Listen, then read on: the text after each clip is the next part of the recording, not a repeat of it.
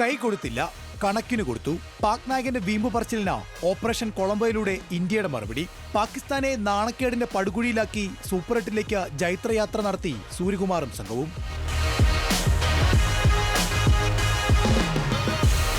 Toss നഷ്ടപ്പെട്ട് ആദ്യം bat ചെയ്യാനെത്തി ഇന്ത്യയെ നേരിട്ടത് പാക് നായകൻ സൽമാൻ അലി ആഖ. സ്പിന്നിനെ തുണയ്ക്കുന്ന പിച്ചിന്റെ സ്വഭാവം വിളിച്ചറിയിച്ച് ആദ്യ ഓവറിൽ അഭിഷേക് ശർമ്മ പുറത്ത്. എന്നാൽ ആഘോഷിക്കാൻ പാകിസ്ഥാന് അവസരം നൽകാതെ ആക്രമണം ഏറ്റെടുത്ത ഇഷാൻ കിഷൻ 40 പന്തിൽ 77 റൺസുമായി ഇഷാൻ തകർത്തടിച്ചതോടെ ഇന്ത്യ 175 റൺസ് എന്ന ഭേദപ്പെട്ട ടോട്ടലിലെത്തി. സൂര്യകുമാർ യാദവ് 32ഉം ശിവൻ ദുബെ 27ഉം തിലക് വർമ്മ 25ഉം റൺസ് എടുത്തു. 176 റൺസ് പിന്തുടരാനെത്തിയ പാകിസ്ഥാന് ഒരു നിമിഷം പോലും സന്തോഷിക്കാൻ വക നൽകിയില്ല ഇന്ത്യ. സ്പിന്നിനെ തുണയ്ക്കുന്ന പിച്ചിലേക്ക് പേസർമാരെ തന്നെയാണ് ആദ്യ ഓവറുകളിൽ സൂര്യകുമാർ നിയോഗിച്ചത്. പവർ പ്ലേയിൽ തന്നെ പാകിസ്ഥാന്റെ മോഹം ഇന്ത്യ എറിഞ്ഞുടച്ചു. ജസ്പ്രീത് ബൂമറയും ഹർദിക്കും മുൻനിരയെ തകർത്തു. പിന്നാലെ ഇന്ത്യയുടെ സ്പിൻ ആക്രമണം. ഇടവേളകളിൽ ഓരോന്നായി പാക് ബാറ്റർമാർ പവലിയനിലേക്ക് മാർച്ച് ചെയ്തു.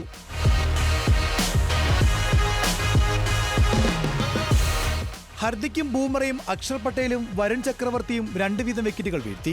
കുൽദീപിനും തിലകിനും ഓരോ വിക്കറ്റ്. 2020 ലോകകപ്പിൽ ഇന്ത്യയുടെ തുടർച്ചയായ 11ാം ജയമാണിത്.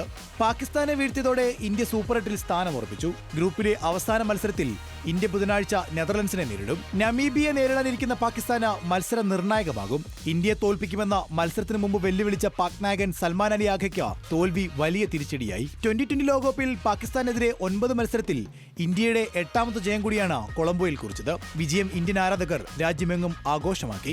Sports desk, news Malayalam.